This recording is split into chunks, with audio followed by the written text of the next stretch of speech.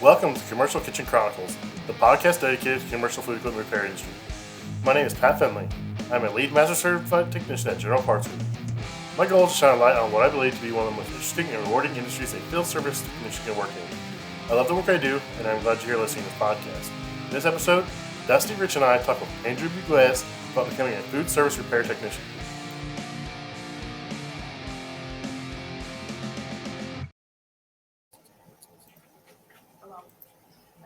What's up, everybody? You guys better jump on this fast. The RLS summer tool promos are back for a limited time. You can save $500 on tools and jaws used with the RLS press fittings for HVAC and refrigeration. That includes a 19 kilonewton tool and 5 jaw set, a 32 kilonewton tool, or a 32 kilonewton tool 8 jaw set that can be used with a number of different press tools, including rigid, Milwaukee, and many others. For complete offer details, visit rapidlockingsystem.com/save. RLS press fittings offer so many advantages over brazing. You get reliable joints in about 10 seconds with no flame, no fire hazards, no brazing materials, no burn permits, no fire spotters, and no nitrogen purging. Plus, you get the reliability of the most proven HVACR fittings on the market. The only ones that have been used since 2015 and have more than 15 million installed fittings in the field. Once again, get all the details on the RLS Summer Tool promo at rapidlockingsystem.com/save. Better jump on that, guys. It's getting ready to end. So what's up, everybody? Welcome back to Commercial Kitchen Chronicles. A couple familiar faces here, mine and Rich. Today, we have Rich's buddy on, Andrew. Just say your last name so I don't have to do it. Buigues. So Andrew Buigues on. He's got a pretty cool story, man. He's kind of done a couple other things. He's ended up in the restaurant repair industry, and that's where I like seeing guys come in. It's a cool job. A lot of people don't know this job even exists. And to get someone that's done a couple different things and ended up here and enjoying it, it's always good. So welcome on, man. Yeah, man. Thank you. Thank you for having me. Yep. So, Rich, anything cool today? You been on anything cool? Today I did a couple of quotes with equipment change out on a walk-in cooler to swap out some fryers. And then I ended up going to a Chili's to work on one of their RTUs, but it seems like it was just a dirty condenser. Today was actually kind of a slow day. What about you? I had some fun, man. I actually got to do some refrigeration. Like I love doing refrigeration, but I kind of don't do it a lot lately because I'm trying to train some of the newer guys, and we're trying to focus in more on the hot side stuff. Right. So I don't get to do a whole lot of refrigeration. I haven't had a trainee the last couple of days. My son's been out on his own, making some money for the company, making some money for him. Nice. And one of the other guys the same way. So I've been answering a lot of tech support calls the last week and a half, but I'm glad to see those guys out there doing stuff, making money, and then, earning their way and then learning more. I mean, we all know that you learn more just doing it yourself. You got to make sure you're able to call someone and someone to back you up if you have questions. So I actually did a couple of refrigeration calls. I did 3. Had 2 true reach-in freezers, both 49s. One was a hydrocarbon, one was 404 system. The one was leaking, and all it was the line set insulation was so deteriorated it'd freeze up, and then it'd thaw and just leak all over the floor. So I got to re-insulate that. And it needs a condenser fan motor. But when that thing started up, it sounded like death, but it did start up. So I got that ordered. Man, they discontinued that old one, and then you have to buy the new style with the bracket. It's like $500, dude. Whew. For True? True, yeah. True's proud of that bad boy. So you say for the condenser fan motor? Yeah, it's the same as the evaporator. They use the same in both, but it's a different style. So I'm not sure if it's. Is it that newer one, not the like traditional cannonball type? Is what the issue is? It's like them square ones, right? Yeah, it's got like a different bracket. Yeah. So I did that today. Dusty joining in the last second, come flying in. Still in the work shirt call. And then I had another one that had a leak, and what happened? The drain line heater doesn't work, and it froze up, and it pushed itself off the nipple coming out of the evaporator fan. And so I got to put a new drain heater in, no big deal. The customer's cool, and then they had a walk-in down. I was like, yeah, I got to do a walk-in. So that was my little video of me playing with the hose and rinsing that out. I actually built that walk-in 2 years ago. We haven't had any service calls. I had one that was a leak. It's got the system actually has a check valve, and the check valve was leaking because you take check valve out to clean it while it was leaking. I couldn't get it sealed up, so I had to replace it. And then today I ended up changing out a tip control, man. The digital tip control, the A421. It was set for 4 degrees, and it was shutting off at 16 degrees, and it had a 5-degree differential. So 4 plus 5 is 9, not 16. Yeah. It getting colder now. I turned it down to like -10. It still just kept shutting off at 16. Oh, So wow. I ended up having to put a new controller in there. I couldn't find an A421 in stock, so I had to go back to the ATC 1000. But got it up and running, cleaned the coils on both those units, and it was a pretty good day. That's cool. Yeah, I started keeping that A421 on as truck stock. I turned in my mechanical one that they were having us carry. I can't stand those. Which ones were they having? I don't remember which ones I had on my truck, what brand, but it's just some traditional Ranco or something like that. Yeah, not the Rankos. Pen. It might have been a pen, but it was just the mechanical terrible style. And I'm like, they are so unreliable. I mean, yeah, at a time that that was it. That's what you had. But digital is so much more accurate. If you get the A421 ABD, it has air defrost built into it, so you can program multiple air off-cycle defrost for coolers and stuff. Such a better controller. So I had my supervisor find me one, and then as soon as he did that, I took the mechanical one and turned it back in to take this crap off my truck. So when I do a walk-in freezer, I always use the 421, and when I do a walk-in cooler, I always use the KE2 therms. I just like that. I just like that because it gives a customer a vantage point. So you put that big blue display where they can see it. So when they open that door, it's right there next to the evaporator, and they can see the temperature, and it kind of gives them like a peace of mind. So how do you get the KE2s then? Because are y'all allowed to get stock from like United or the local supply houses, or are you having to get your stock from like Partstown or what? So refrigeration, I can pick it up local. So if I have one down, I just go to the supply house and I get this cooler, I get the KE2. If it's freezer, I get the 421. So you don't stock it on your truck; you'll just go get it from the supply house. I keep an ETC 1000. I just don't like using it. I'd rather have the 421. I like the display better. It's got that green indicator, when it's calling, it lights up green. The same thing with the K2. It's got that big indicator. It's supposed to be calling. And that's what kind of threw me on this one today. I was outside. I was waiting on the coil, and I sprayed it with hot water. It was hot. I was like, it shut off. I was like, oh, maybe it shut off on high pressure because I did use hot water or whatever. I was like, maybe I didn't. It wasn't that bad. And then all of a sudden, I heard the solenoid click open. I was like, okay, that's weird. So I ran inside, and I was like, it's 20 degrees in here. Why is it just not coming on? And then sure enough, it wouldn't get below 16. It was shut off at like 16 no matter what I said at. I was like, this is wild. So, yeah, that'll drive you mad. Messing with controllers. That's a weird failure too. Just constantly shutting off at 16. That's weird. Yeah, I didn't get it. It's still got software in them, so it must have been a software glitch or something, I imagine. Yeah. So, Dusty, what'd you get into today, buddy? A whole lot of loose ends. Started off with a Delfield reach-in cooler. It's one of those ones with the Danfoss controller. It's got the eco mode on it, which is not a great idea. Well, at least they're realizing it. So, I ordered a new controller, but for the time being, just wired in the fans hot. Because I've seen those do a couple times. They're just freezing up coils. Nothing wrong with it. And multiple techs will go out there and kind of scratch their heads. But it's evidently they put an eco mode in those, which is goofy to do. And then I had to do just random stuff, like put a grease trap in a Montague char broiler, throw some parts on a walk-in freezer. I had to replace the motor. But, loose end stuff, we had scragglers is what it was. So I think we can blame Canada for that eco mode because there's a lot of equipment that has that in there now. So when the condenser shuts off, it kills the evaporator fans too. And who thought of that? It makes absolutely no sense. I think that's for energy efficiency. It probably saves like 3 cents an hour. Yeah, that's what I'm saying. It was at a pretty nice steakhouse down here. So they're not stressing the money they spend on service calls and downtime on that reach-in. It's not worth the eco mode.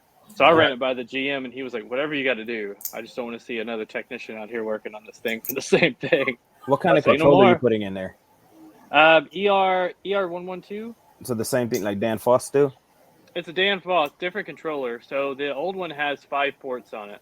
Mm-hmm. And your fan wires into number 5.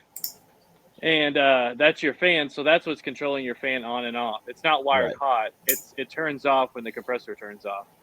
So if you take wire number 5 off and you just wire nut to wire 2, that gives you line voltage to your evaporator motors, and they just run constantly.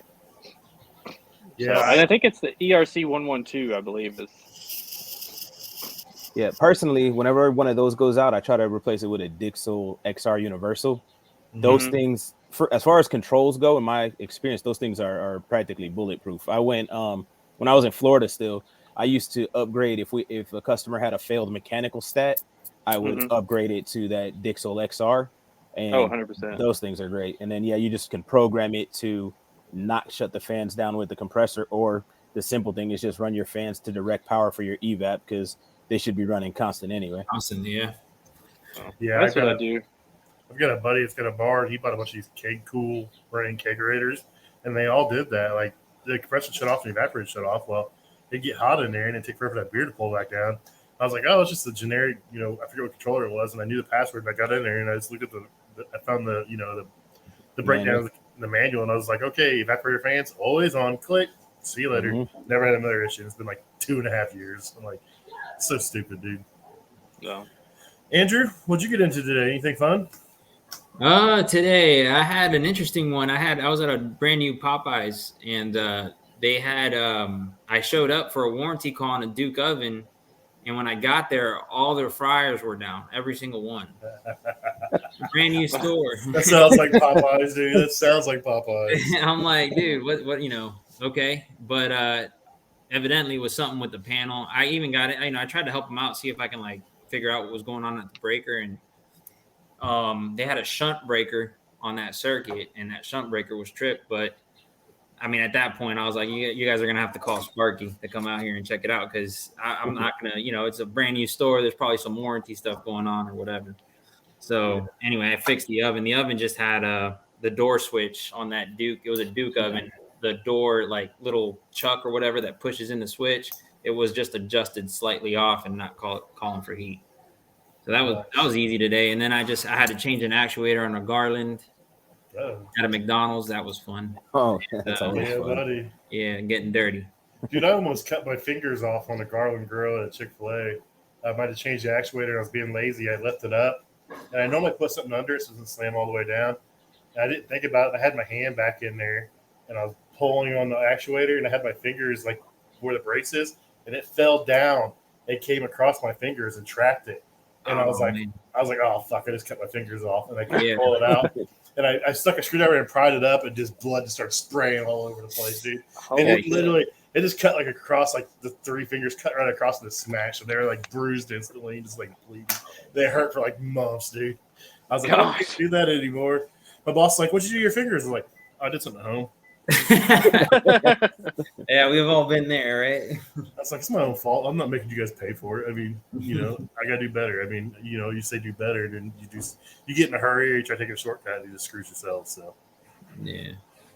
So I wanted to have Andrew on. Well, actually, Andrew reached out to me before, and I never got back to him. And then Rich reached out to me about having Andrew on. Andrew's how old are you, Andrew? I'm 36. 36? I wouldn't have guessed that. I thought you was my age. Oh. See? How old are you, Rich? I mean, I'm not much older than you. I'm only 38. But I just thought we was the same age. I don't know why.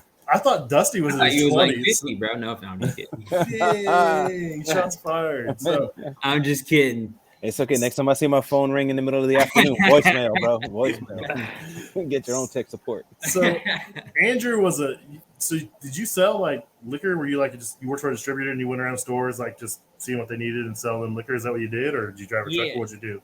Yeah, so I worked for a liquor distributor, a wine and spirits distributor, and there's like 3 major ones in the country. There's Southern, there's Republic National, and then the one that I work for, which is now called Breakthrough Beverage.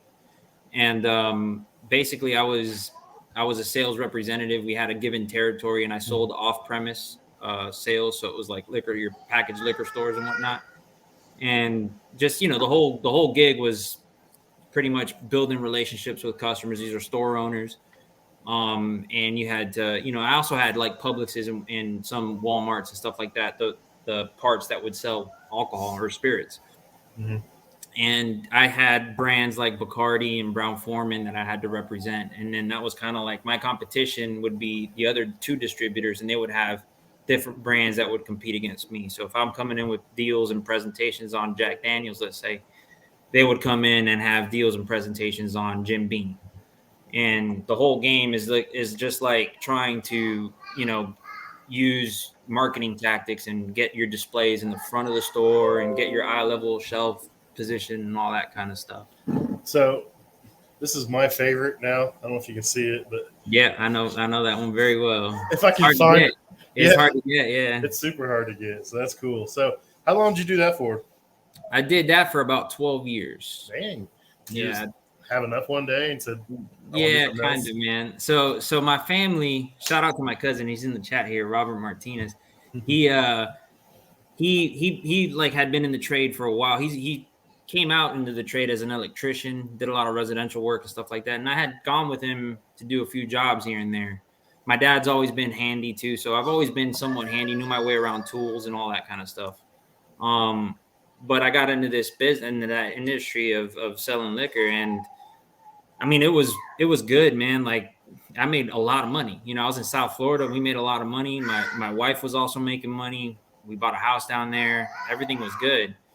But after 12 years, like, a lot of things were happening in that industry that got kind of screwed up, at least for the company that I was working for. There was a lot of talk about brands being lost and brands being acquired, and things just got a little too hectic, you know, for my taste. But also just the whole liquor thing, man. Like, you know, I don't. Uh-oh. And partly because when you have samples in your house, you know, you just, you know, you can taste every night, really. But so I kind of, you know, I had to kind of draw a line there with that career. And I called my cousin one night and I was like, man, you know, I want to get into the trades. I like what you did when we used to do these side jobs or whatever. And he would have me come help him. And the first thing he told me was get your EPA and take up on refrigeration, because that's where the money's at. And at the time, you know, he was also working for Smart Care at the time. So he was doing the kitchen stuff. Mm-hmm. And, but I just wanted to trade. I was just thinking trade focused. And then HVAC came around, and the first opportunity I had, I went ahead and got my APA. And the first opportunity that I had was working for Thermo King for the reefer trailers. We knew somebody. That person reached out to me. It was a friend it was a family member, and got me started in South Carolina. And I had moved from South Florida to South Carolina working for Breakthrough. But that's about the time where I wanted to change. I wanted to change a career. And so I started in Thermo King, and that's where I began my whole story with the trades, and was working on reefer trucks and refrigeration.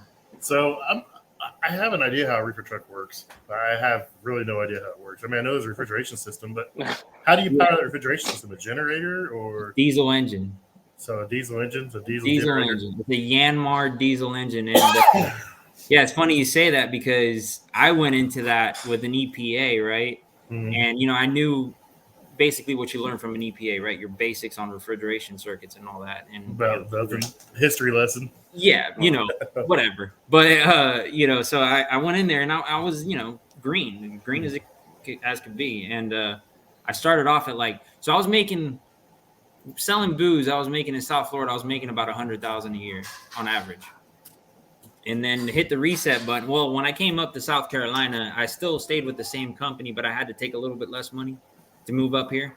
But it was a way that I can transfer and still have a job and this and that. And about 3 months after that is when I decided I had it and I wanted to move on. So I had to go start at working at Thermo King, and hitting that reset button at, you know, over 30 years old. I went from making $100,000 to about $17.80 an hour. Oh, wow. That's a huge hit. And, you know, but I knew what the vision was like, and I was committed. So I wasn't scared. And, I was like, you know, this is it. You know, this is how you do that. If you want to get started, you got to get started somewhere. And I knew my ethic was there. I knew my work ethic was going to be there, and the quality of just showing up on time and being willing to do whatever I had to do was going to be there. So I wasn't scared. But it was rough. It was tough trying to recoup that kind of loss. But within 3 months, at Thermo King, I made about $21.80. And then that's where I stayed, you know, the rest of my time with Thermo King. Did you reefer trucks or diesel? So you had to do the diesel side of it too, and the refrigeration side of it. So that's a lot to do for $17.80 or whatever. Dude, it is, and it's shocking to me, because, I mean, to be honest with you, I love it. And if I could make more money doing that, I probably would have never left. Yeah. Or if the shop would have been closer to home. I was driving an hour and a half to Charlotte to start that job because that was the only job that was willing to pay me $17.80 to go for like a resi HVAC company. They were going to try to start me off at like $12 an hour, and I couldn't take that much of a cut, you know. How long ago was that?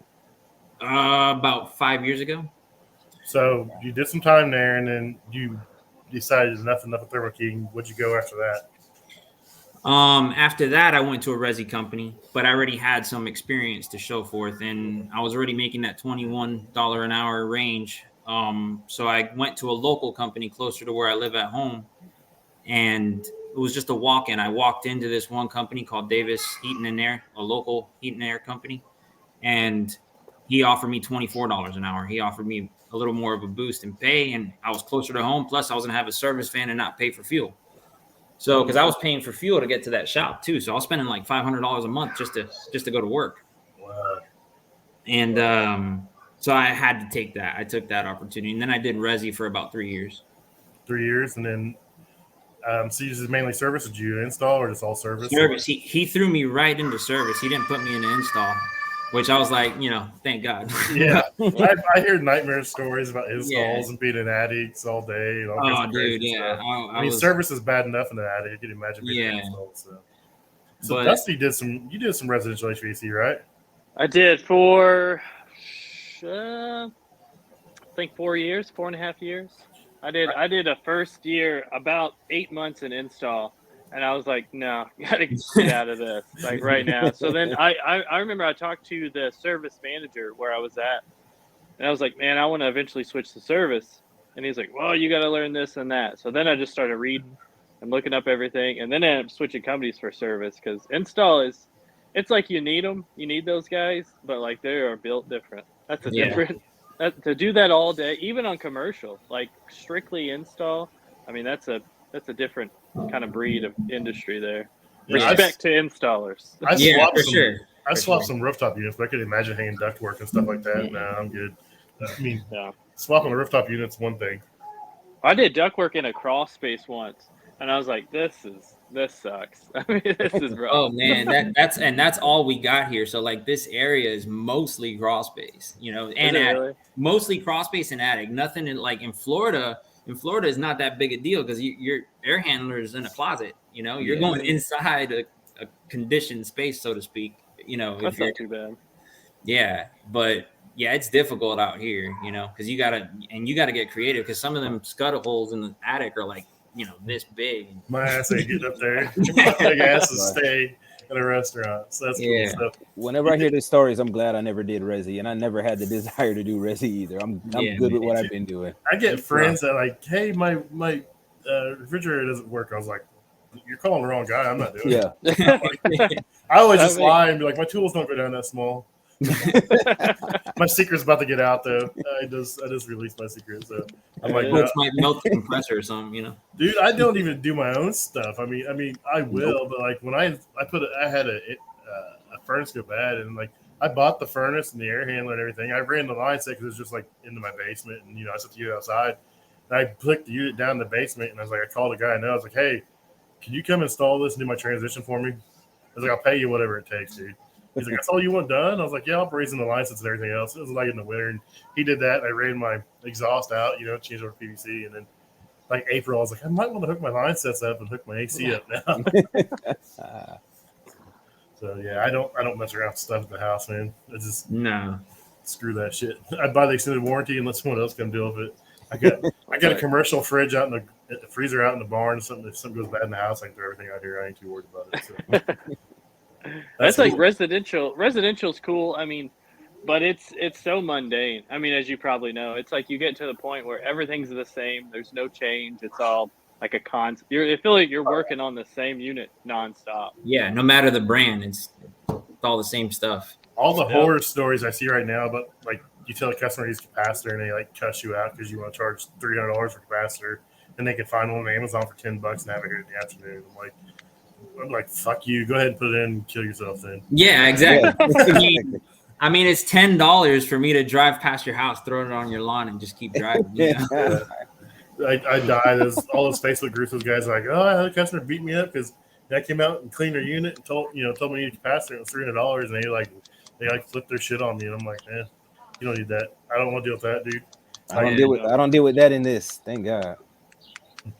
So that's the difference. Like residential, they'll balk over $250, $300. In commercial, it's totally different. I mean, they're balking when it's like $2,000. You know what I mean? It's just, yeah.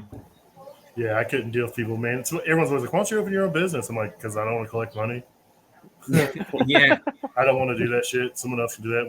We hire people to harass you if you don't pay your bills. Eventually, we just sue you. It's not my problem. My check still cashes. I mean, so Josh Mitchell Stewart has a question for you, Andrew. He said, what do you miss about reefer truck work? For me, he liked the changing fuel pumps and easy money. Easy money, man. There's a lot of easy money in reefer work. But my favorite thing, I did a lot of work on tri-packs. Tri-packs are like these auxiliary power units for Thermo King specifically. And you'd mount them on a frame. You mount them on the frame, and basically it serves for air conditioning for the driver. Keeps their batteries charged. It's a separate little diesel engine. So when they're idling, they're parked, they don't have to idle their main engine. They just work off of that auxiliary pack unit, and it charges their batteries, gives them AC, and it also, if you have an Arctic package, it circulates the coolant to the engine, so you keep your coolant warm. If you're in some sub-zero temperature or whatever, you don't have to start a diesel truck super frozen. That's pretty cool. I loved working on them things, man. Changing out anything on them, dude. I knew those like the back of my hand. Changing compressors, alternators, all that kind of stuff. That's cool. That's different stuff, man. That's definitely cool. Yeah, I mean, so like as we were talking before with reefer, I loved it because, I mean, it's refrigeration. So you got an ETV, you got an evaporator, you got your condenser coil. It's all all on that reefer, basically single unit, but and self-contained unit. But you have a giant Myanmar diesel engine that turns that big old compressor, right? So you gotta know RPMs. I mean, you gotta be a mechanic essentially first before you get into the whole theory of refrigeration. That's cool, man. That'd be definitely interesting to check out and learn. When I was bouncing back and forth, I had some health issues, and I was falling asleep, and I was losing my job. So I wrecked some vans. I've covered it before. I wouldn't mind covering that story again, but I applied for one of those places. Did get called back, and it probably been pretty cool to learn on, honestly, but it didn't happen. So you did residential for a few years, and then you ended up. What made you make the jump to commercial kitchen equipment? Yeah, so basically the same gripes y'all were just talking about now. I mean, I was feeling it on my body too, and especially in the summer. I mean, being in an attic is just that'll make you want to do anything. But I started seeing there wasn't that much more room for growth. I mean, the local company I was working for, I love them, man, and I learned so much about electrical. Jumping to resi, especially coming from something like Thermo King, where I didn't really know much at all about anything electrical. It was mostly, I had to learn gas powered, right? Like I'm diesel powered, how to run stuff. I didn't know much about 3-phase, single phase. I didn't even know what a contactor was really when I started in resi. And but that whole experience, I mean, 3 years working in resi, I learned a lot about how everything worked. And just getting fed up with that whole thing as far as being in residential. I noticed a Whaley truck on the highway one day, and I saw gauges hanging out the back of it. And I was like, I was like, that's interesting. I wonder what that's all about. And I just saw the truck because I was already had it in my mind. Like I was gonna be moving on to something else. And I called my cousin and I started talking to him about that. And he's like, Whaley's. Yeah, I've heard of Whaley's. He was still working. I think he was working for Publix at the time. But he had told me about Whaley's and what that was all about and what he used to do in the food industry, in the food service industry. And I was like, man, that sounds good. And then he started explaining the whole, like we were just talking about Cefesa, but he was explaining to me the whole Cefesa situation and how you can get these certifications and move your way up as far as how much money you can make. And you can really there was more of a structured room for growth. Mm-hmm. I saw. Whereas where I was at that resi company, it's like you either keep trying. It was more like you get paid more money depending on how much you build. And, I just didn't want to play that game. Like I wanted something where, there's a structured room. I know what the picture looks like and I can just work my way towards it instead of trying to swindle customers to getting me more money so I can make more money. That's what I always hear about residential. It seems like they don't really care about getting the customer taken care of. I mean, the guys probably do, but like they try to focus on making you upsell and try to get the customer to do this, and this, and buy preventative maintenance product clean, or this motor is making a little noise. Let's go ahead and change it. Just trying to get whatever can. I know there's a lot of honest guys out there, but it just seems like some of these companies, are really focused on trying to upsell and that kind of stuff, and that's a shame. I mean, I get it. I mean, that's where the money's at, but take care of your customer, and eventually when they need it, they're going to call you because you take care of them. Yeah, and especially for some of these local companies, like you're the face of the company. I mean, we all are, right? All of us as technicians. I mean, Whaley's not showing up at the door. It's me. It's Andrew. It's Pat. It's Rich. So, but it's that same thing. But at the same time, like they had the way they did their pricing and all that stuff. And I'm not just saying Davis, but I'm just saying most residential companies. Everybody's kind of just doing their own thing, and it's not really cohesive. It's not the same service that you're getting when it comes to residential. And then you have all these people that are just all grabbing, well, so-and-so told me it was this much. And across the street, it's the same job, but it's twice as much because that technician felt like it's twice as much. And that kind of I don't know. It's just, it wasn't for me, man. And then especially like you had, a lot of the times you had real difficult conversations, and it is what it is. I mean, it don't matter if she's if you're dealing with an old woman and she's on social, pay or whatever, some sort of welfare pay. And like, yeah, your unit's down, you need AC, it's not my fault. And unfortunately you gotta pay this. But that it was still a little too difficult for me because it just, it pulls on your heartstrings a little bit when you have to face these people and, they need something like that and they can't afford it.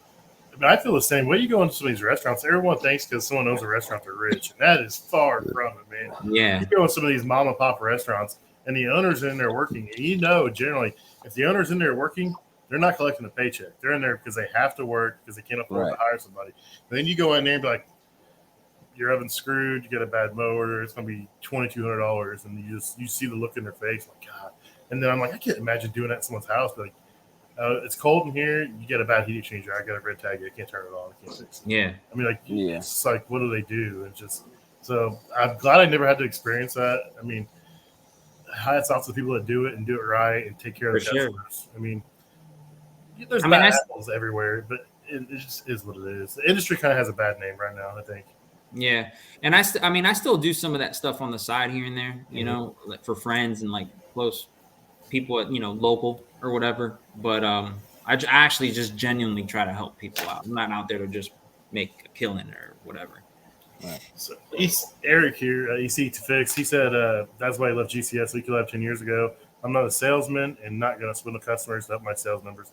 So when I first started, I actually worked for GCS Ecolab, and I was always a top performer. And I never did really upsell anybody. I just kind of did my job, went about business. And if I didn't make my numbers and someone was mad about it, I mean, I'm not going to screw a customer. I mean, I always took pride and make sure I changed the right part, make sure I did things fair. And I mean, generally when I did it, my numbers were there. It wasn't a big issue. You see, I've never been anywhere where I've had to, where I was judged on sales. I've always been judged on your overall productivity, your, first time fixes, lack of callbacks, all that stuff. But even overall, I hit pretty high numbers, and I never have to pressure anybody. I'm like, yo, look, this is what it is. I'll give you different options depending, like, hey, this is the cheapest route. This is why we shouldn't do it. This is the most expensive route. This is something in the middle. And I find personally, as long as you're upfront with the customers and you're doing your job honestly, it's not really hard to meet any employer's expectations. Poor Dusty. You see what Brian said about you, buddy? He had to poop. What? Brian said you had to poop. He's got Not kids. yet. He's got kids. So how long have you been working for Whaley's now? Oh man, almost 2 years now, I think. No, about a year and a half, I'd say. So Dusty, you've been doing it roughly about the same amount of time, right? Maybe a little longer. Yeah, about almost 2 years in like September, I think. September, October. Sweet. About 2 years. So. What do you like about it, Andrew? Just the variety? I mean, that's my favorite thing. I'm not going to lie. I like the variety. I'm always doing something different. I got ADHD. And if I had to do the same thing over and over again, it would not work out, dude. Yeah, man. So it's interesting. We were talking about that earlier. Like in residential AC, it was, dude, this has just been like my whole experience as a technician, right? Like, well, as in my career as a whole. So selling booze and stuff like that, as far as customers and building relationships and all that kind of stuff, I had that 12 years of experience of that. Like that was never an issue for me, you know? So that part, and I feel like that's probably how I was able to grow so quickly in this trade, because there's a lot of that I noticed that people just do not have in this trade. A lot of people come into the trade and they think it's just, hey man, I'm going to be working with my hands and I'm doing my job and that's it, you know? But it's like, no, there's a whole aspect of customer service and sales even. I mean, it is sales in a way. You're selling yourself, you're selling your labor, you're selling whatever it is. So I had that pretty much figured out. And you know, that was very natural to me. I never had an issue with that. And then going into Thermo King, doing all that, and then going into Resi, like I said, I didn't even know what a contactor was. So I had to go back to the drawing board, and everything I learned, man, it was just spending, I don't know how many hours every night, up all night, looking at YouTube videos, reading manuals. I mean, doing all these steps that we all talk about, you know, every one of us now, but that's the kind of things you got to do as a technician if you want to excel. It's like, one thing I've always been told is paying attention to details and taking the time to really read manuals. And if you do that and all that, like you're gonna be fine as a tech. And so leaving Resi and then learning about how, you know, all about electrical and everything, that part freaked me out at first. When I'm looking at all these different AC units, I'm like, man, these things are all different. Like we were talking about before, it's like these are all different brands. There's hundreds of different AC units out there. But now I recognize, looking back, it's like they're all the same, you know, all the same stuff. But then I was like, oh, I'm so excited to get into this food service stuff, because it's like, oh, I'm going to be, you know, I had it in my head, like, oh, I'm going to be dealing with the same accounts for the most part. I'm going to be in a localized area. You know, I'm not going to go to 5 different plate houses in the same area. Like it's going to be the same McDonald's or it's going to be the same Chick-fil-A. And then, you know, Chick-fil-A all has the same equipment. But boy, was I wrong. Like, no, yeah, there's so many different things that we put our hands on, and it's crazy. Like, sorry, that's my daughter throwing stuff. You're all right. There's so, like, yeah, I was wrong, very wrong. And like, you know, how many times have we walked up to a piece of equipment and asked the chef to show us what he did wrong so we can kind of see how to actually do it? You know? Dude, that's my trick, man. I always tell everybody, I'm like, I see stuff I don't even know how to turn on, and like find a person that uses it and be like, okay, what are you doing when this happens? And watch them turn it on and watch, like, got it. Yeah, I got it. Or be like, hey, I'm like walking, like, oh, where's the piece of equipment at? And you see what it is. You take your picture of your data tag. You're like, oh, you're going to go to the bathroom. I'll be right back in a minute. You're like, YouTube, like, how do I turn this thing on? Yeah, 100%. The amount of times I've called the manufacturer when I'm reading my ticket and I know I've never worked on it, and I call tech support and I'm like, yo, listen, I'm about to work on this model, this serial number. They say it's doing this. I don't want to look like a jackass. Please give me a quick rundown. Yeah. And the tech support guys will be like, look for A, B, C, D, and E. If you don't find it there, give us a call back. Exactly. So Nasty wants to know if you wear Crocs. So there's this thing going around where there's a group of people that go to all the live streams, and they always it's Croc talk, nonstop Croc talk. So they want to know if you wear Crocs or not. Yeah, I do. I have a pair of Crocs. Listen, I told my wife the other day, if they had steel toe Crocs, that would be my work shoe. Bro, I have a picture of that. Steel toe Crocs? Yeah, oh, I don't know if it's real. It might be a meme, but I just sent Matthew a picture. I'm like, I bought me a pair. Because if they got steel toe Crocs, that'll be my new work shoe. I rock the I need to step it up. Step it up, man. Look at that. Is what I'm at. So that's cool. So what's your favorite thing about coming to the food service repair industry? Dude, I mean, so my number one favorite thing was, especially here at Whaley, like guys like Rich. I was about to say that, bro. Oh shoot, my bad. You dropped the gun. No, but like, yeah, definitely meeting guys like Rich, Josh, man. Josh was awesome, dude. Like, I mean, the minute I started, I think I was at the shop doing like orientation for like 2 days straight, and I was like, I felt useless, and they had me deliver a part to Josh, and I was like, and Josh was I think he was working on one of the walk-ins or whatever, And as soon as I got there, I handed him the part, and I was like, "Hey, man, I'm gonna stick it out with you for the rest of the shop. I'm not going back to the shop." So, and that was awesome, and he showed me a lot of stuff that was going in walk-ins. I mean, I already knew pretty much everything I needed to know, but actually seeing it and kind of putting everything I had known into commercial kitchen equipment. But yeah, definitely, like, that's what I'm saying. Like, just the overall welcoming support from the guys that we work with, man, it was awesome. Like, it felt good. Whereas as in Resi, it was more like guys are a bit more tough. It's more like, man, you gotta either make it or you don't, get the hell out of here. Here it was more like people are willing to help, and Josh was awesome, Rich was awesome. They both extended a lot of help to me. And then secondly, yeah, man, just getting in and all these kinds of equipment, just seeing all these different things. There's just so much to learn. And the first thing I told, again, like having all this, I mean, well, we can do better as far as getting some resources for training and learning and all that. We can do better in that department, but it's available. You know what I mean? Like, if you go ask for it and you push for it, I think we can get some of that done. And having that has been awesome. Yeah, they're making some strides. We got we all are coworkers besides Dusty. I'm trying, but maybe one day. We're all coworkers, so they're putting together that unlimited service university thing, and there's a location down there in South Carolina. We got the one in Texas. They're starting construction on the one in Minneapolis, Minnesota, and I think they're going to do a couple on the West Coast, maybe like the Northwest and Southwest. So that's mainly for entry level stuff. And then I've noticed a lot of manufacturers are starting to ramp up training again. It started last year a little bit, and now they're starting to ramp up pretty good. So I think next year we're going to see a big push for the manufacturers to start touring again and get people back in their facilities. So look for that awesome. in the next year. Yeah, that'd be awesome. So that's cool. So go ahead, Dusty.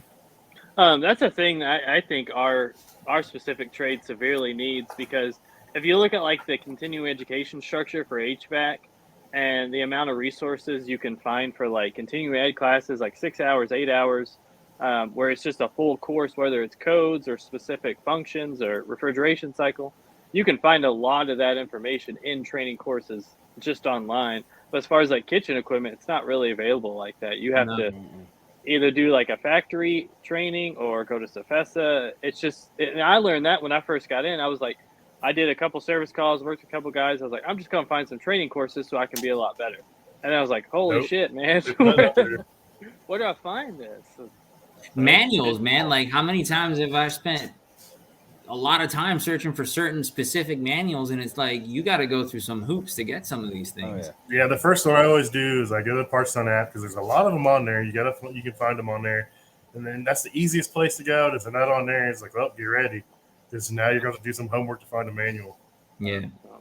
Tech support, usually, anytime I talk to tech support, I usually have them email me a manual, even if it's a simple fix, just so I can have it. Good idea.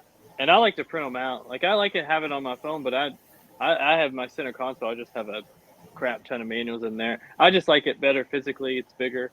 It's easier to find like parts and stuff. So Dusty should have been around in the 90s when you had like a whole section of your shelves was just manuals.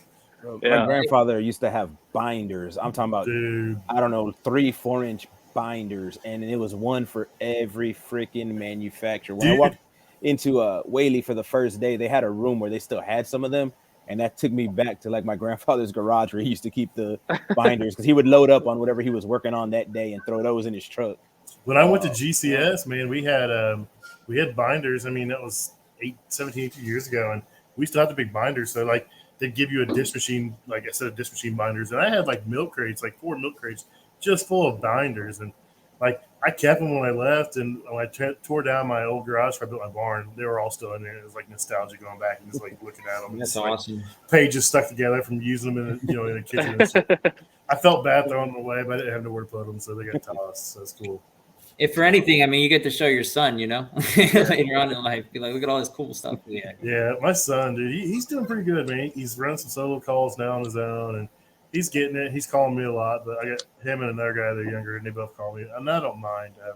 I'd rather them call me than to struggle too much. I mean, I want them to struggle a little bit before they call me. Don't call me on your way to site asking me how to fix it before you get there. Yeah, I'll give you a little bit of help, but I'm not diagnosing it before you get there. That drives me nuts. But you get there, you do a little work. And they both know that if I ask you for gas pressure and you say, okay, I'm hanging up on you. So what's some of the challenges? You said training's been kind of an issue, to get specific training. And that's across the board, man. At General Parts, we're the same way. We fight to get training. And a lot of it's just the manufacturers aren't doing it. Or, we're short-staffed and we just can't take guys off the road to go to training. Yeah, I mean, but as far as like what I'm used to, I mean, it has been pretty decent in my personal experience. I mean, but again, I also I stay focused. Like if there's something I'm struggling with, I'll find it. I'll find the stuff I need to, especially with like Garland, and I think Garland has a YouTube channel with some of their stuff. I mean, you can find some of this stuff even in video form. You can always reach out to me on Garland. They used to have a trainer program, and I used to travel to all of the General Parts branches, and I put on Garland level 2 training. So you do level 1 online, and I'd come around teach level 2, and then you're ready to go to the factory or do level 3 training. So you can always reach out to me. Yeah, man. Our friend Jason that's in the chat, he's reached out to me. It's how me and Jason kind of bonded. He asked me some questions over Garland. We just kind of became friends. I mean, it's just how it works. I mean, I'll help anybody out, even people that don't work for our group. I mean, that's why me and Dusty started talking. He had some questions, and we became friends over time. And come to find out, he lives like 2 hours south of me, and we still ain't met or nothing. But one day we'll hang out. Yeah, we'll halfway it. Where are you at? Are you in Franklin? Frankton. So I'm north of Indy. I'm not where that kid that just got drafted number 3 is from. Dude, I that's saw insane. that. That's insane, dude. 18-year-old kid got number 3 pick, and he's from a little town in Indiana. Oh, wow. Oh, man.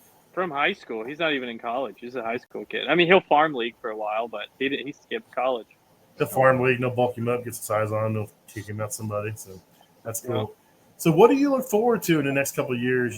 Just expanding your knowledge, expanding your product base you work on, or is there anything, that you want to do specifically? Now's your chance to get it out there in the world, and maybe somebody will hear it, and they may say to you, now's your chance to say, hey, I want to learn this. Send me to school on such and such. Come on, let's make it happen. Yeah, right. I definitely just right now I want to get master, so I want to get all the successes out of the way. Okay. Yep, good path. Yeah. Get that all done out of the way. And then after that, I mean, it's just, I want to be one of the guys that's like reliable in the sense of, if this is an install job or whatever, that's kind of where I've talked to my manager about, like, that's where I want to be. I want to be the guy that we got to install this RTU or whatever. You go ahead and you handle it. If it's like basically like a project management sort of position is kind of where I see myself. Hopefully. That's a lot of stuff I do. So I handle all the big installs from rationales. If it's generally a single rationale, I don't do it. But if it's stacked units, I make sure I stack them, make sure it's done right. Rooftop units, I try to run all those. Walk-in retrofits, I try to run all those and that kind of stuff. I like doing the big projects, and then but I still run service calls every day. It's just like I like the variety, and that's what I love about the industry. You may run, okay, I'm running such calls, and every single one of them a fan motor or a cooling fan. I mean, you do get in ruts like that with a lot of things, it seems like, but the next day you may never see that piece of equipment for another year, and then all of a sudden you're on to something else and you're doing something different. So that's a good thing. And get to be buddies with your dispatcher and let him or her know that you want to do different things, and maybe they'll hook you up and let you run some other stuff. Man. Well, do you like make bids on all these jobs too, or is that something in your wheelhouse? Or I will go out and I'll look at the job and I'll write down, okay, it's gonna take this amount of man hours. If it's a lot of parts, fittings and stuff, I'll get on, we use Lowe's for my branch. Some branches use Home Depot. I'll get on Lowe's and I'll price out all the fittings and copper lines and stuff like that. Or if it's something like I have to get a supply house, I'll call a supply house and I'll run through what I need, have them email it over. So I will write the quotes on the bigger jobs. Yep. Okay. Yeah. I do the same thing. And today I did a walk-in change out where I actually priced the equipment this time, because our dispatcher, our supervisor who normally does that, I'll do everything else. Me and another guy will quote out everything except usually the equipment, but I'll usually call United, say, hey, we need A, B, and C, and D, and whatever. And then I'll email it straight to our supervisor that does the quotes. But a couple weeks ago, he was like, I just mark up the equipment X percentage whenever I'm doing the quote. So I got the quote today, marked it all up, send it to him, said, here, double check this. And then when I saw the email back where he submitted the quote, I'm like, oh crap, I did it right. Cool. Nice. So Dusty, do you write quotes, or you just pretty much give part numbers and it's out of your hands? It just depends. It kind of depends on what it is and what area it is. Here recently, I've been taking on a lot of going out looking at jobs if we have installs, and finding equipment numbers, finding information on that, and then materials needed, man hours needed. And then I usually will write it up in an email and then send it to our GM and service manager. And I think they write the quote from there. Yeah. But I mean, sometimes if it's something where like I know 100%, like I know the markup and all that stuff, I'll go ahead and do the quote. And then like Rich said, like I'll send it to service manager for like approval. And then it usually most of the time it's, you know, good to go, or he'll change something or swap something around. So Pat, when you do a walk-in quote, do you go off of the equipment that's already there, or do you prefer to take your own measurements and get your calculations done yourself and whatnot? So when I do a walk-in quote, I measure the box. Mm-hmm. I note the floor style, so it's cooler. If it's on concrete, I know it's concrete. If it's on a raised floor, metal floor, insulation, I note that. I measure the wall thickness, heat loads, so if it's outside, inside, that kind of stuff. And then I reach out to my local rep and tell them, you know, this is what it's application, low temp, medium temp, you know, that kind of stuff. And then where the condensing unit is, condensing unit's outside, inside, you know, if it's in a cooled space or if it's in an attic, you know, that kind of stuff. And then I run all that by him, and generally they take care of it. I don't really size equipment. I just measure the space, give them the environments, insulation, and that kind of stuff. Yeah. That's how I'll do. Oh, my bad, bro. I was going to say, because that's like I think one of the trickiest parts about, especially sizing equipment, you know, especially like RTUs too, I'd imagine. When you're trying to figure out, you know, how many BTUs or static pressure with your duct system. I think we have an issue, Rich, don't we have an issue in one of the Chili's with that? Like there's a giant. I was just there today. Oh, were you? So yeah. What we ended up doing, because that unit is extremely oversized.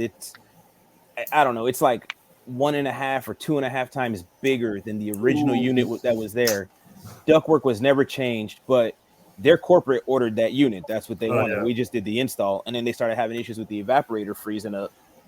So we finally made the decision. Our main, you know, HVAC guy and me, we were like, let's take off the third compressor. Let's take it out of the system and see if that stops the freeze up. And that actually stopped the freezing up. They had no issues with anything.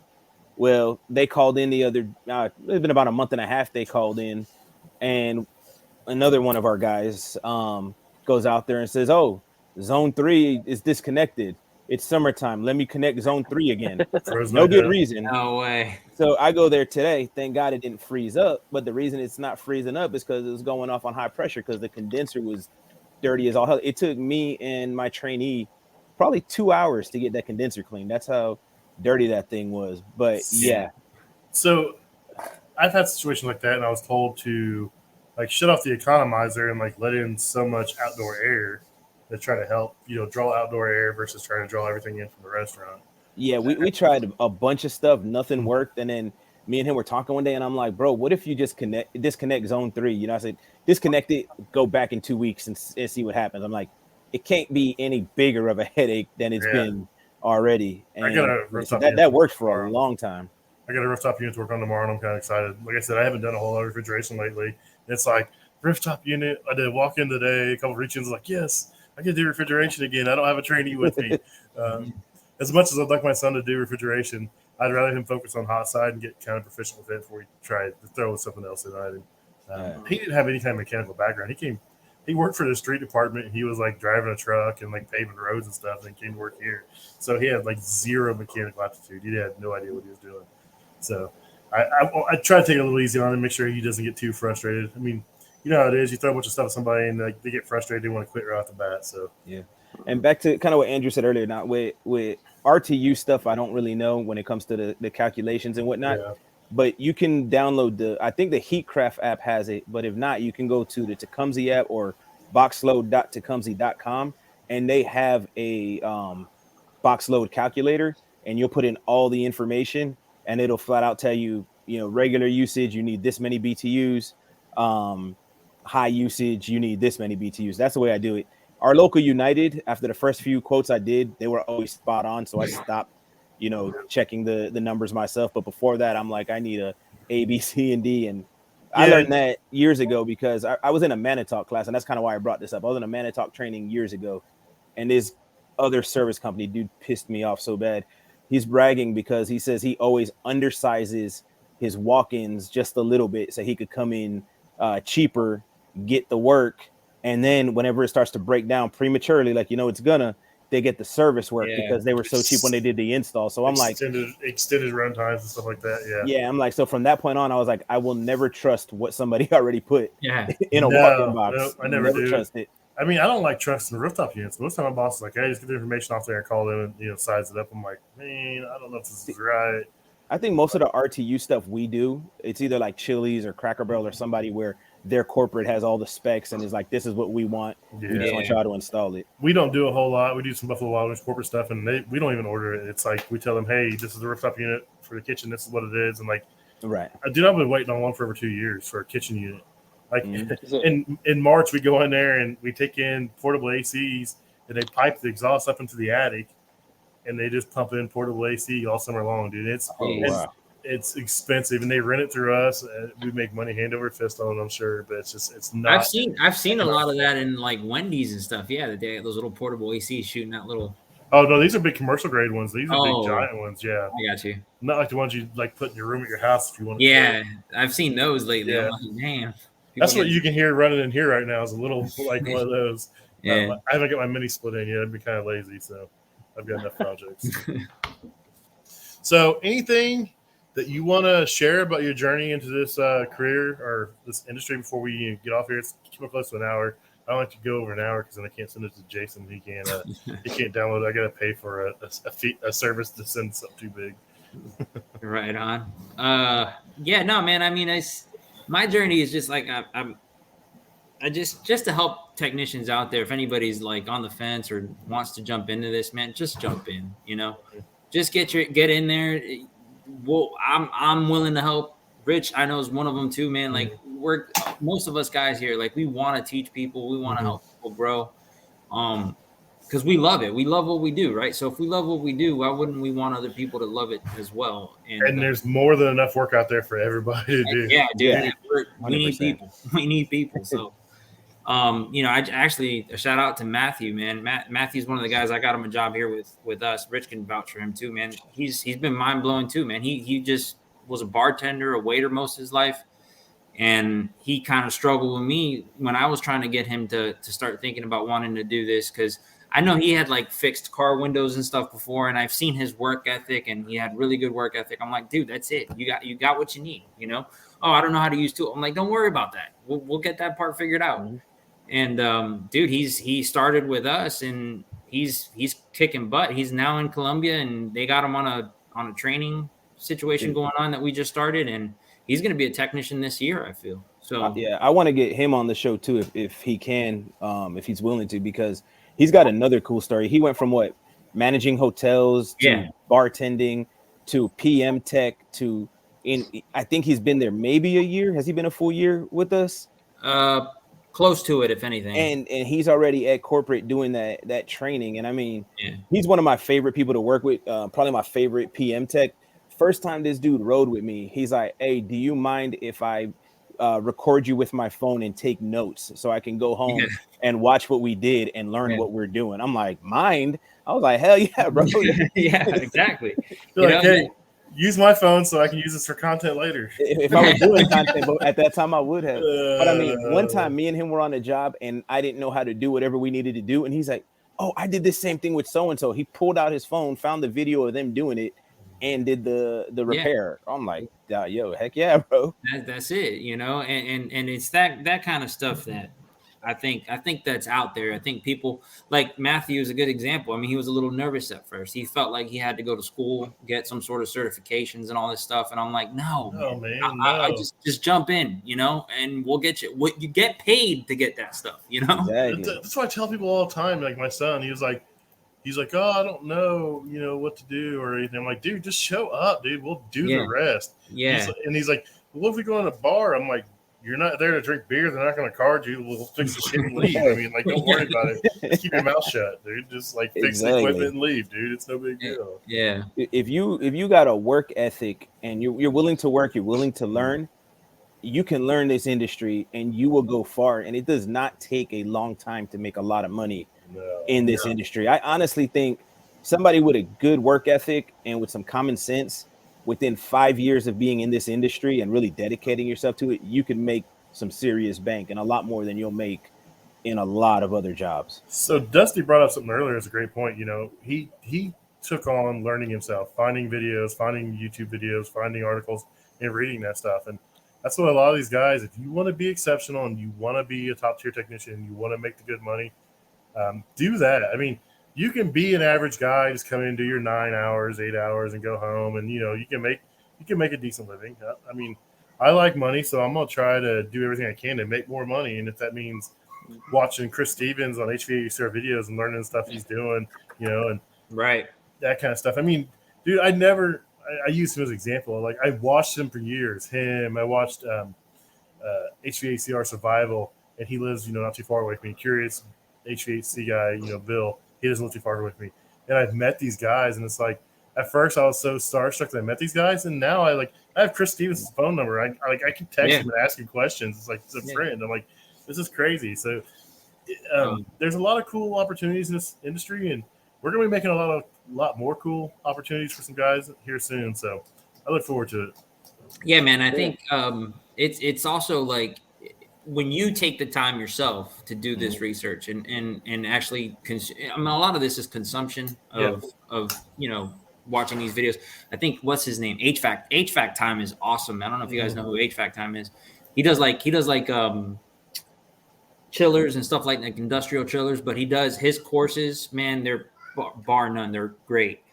But like, taking the time to consume that stuff, but actually pay attention to it and write it down. Like, the point I'm making is it really comes down to you. It's not like this stuff ain't going to come to you. Don't expect like Whaley or whatever company to just give you the stuff you need to learn and progress. I mean, they have, their certifications or whatever, but ultimately it comes down to you coming home and spending that time and doing the research and treating it as research. Like writing notes down. I mean, if I watch HVAC Times videos and I write notes down like if it was a class, But that's on me. That's nobody's gonna push. It's so easy these days, bro. Because when I started, I used to read service manuals in my free time, and then there was a handful of manufacturers. You could go to their website. Like Manitalk was one where you could get a decent amount of understanding about their ice makers from their website. There wasn't a whole lot. There definitely wasn't people making content, about how to do things or about the day in the life of a technician. There's so much content out there. There's no reason for anybody, that who wants to learn this, why they can't learn it. It's easy, bro. It's easy. Yeah. There's so many of us, like we've said several times, that, I tell people almost every time I'm on the show here, if you're struggling, drop me a DM, online, and I'll help you with whatever I can. I've got a few guys that I've never met them in my life. I've talked to them on the phone once, but we text or we DM, and they're like, hey, I'm working on this, and it's doing this and this and this and this. What do you think? And I'll just run them through. Hey, did you try this? Did you try that? You try the other? Okay, yeah, we got it. All right, cool. And then most of them, less and less now, they're calling me. Now I might, where I was hearing from them once a week, it's like twice a year now. But I'm like, there's so many of us that are willing to do that, and it takes nothing to do it. I mean, I'm on the roof working on something, and I get a text from somebody. I'm waiting for this thing to drop temp. I got no problem walking you through whatever you got. Exactly. Pulling a vacuum, right? Yeah. So I won't keep you guys much longer. I appreciate you being on. We're over an hour now. We've got a lot of great conversations. So you're not a big social media guy. I mean, you found me on LinkedIn. You found my website. Yeah, I'm working on that though. Trying, I guess. It's different, man. I do it like I've always had Facebook. I had MySpace back in the day. I'm dating myself, but I've always had Facebook. I had Instagram. It was like a personal thing, and I started one for my Jeep when I was doing more stuff in my Jeep, and then I kind of morphed into what I do now on Instagram with this. But if they want to find you, they can find you on LinkedIn. That's where you're at right now. Yeah.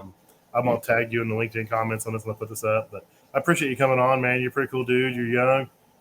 You sound like you're a go-getter and you're trying to learn and do more. So it's a big plus in my world. I mean, Dusty's the same way. He always reaches out trying to learn and do more stuff. And I got a lot of respect for Dusty for the same thing. Just trying to be better, trying to do what's right for the customer. I mean, it doesn't. I mean, a lot of companies grade you on sales, first time fix, and everything else. And I say throw all out the window. Do what's right for the customer. Take care of your customer. Take care of your company, and the rest is going to fall into place. And it sounds like that's your outlook too. So I appreciate you guys coming on. See you guys later. Have a good night. Yeah, man. God bless y'all. Thank you. Yep. If you guys would, please consider subscribing, rating, and reviewing the podcast. It really helps us grow and helps us know which direction to move in. Also, if you have any suggestions for guests, please email me at commercialkitchenchronicles@gmail.com. Or if you want to be a guest, email me. Love to have you guys on. Thanks a lot. See you next week.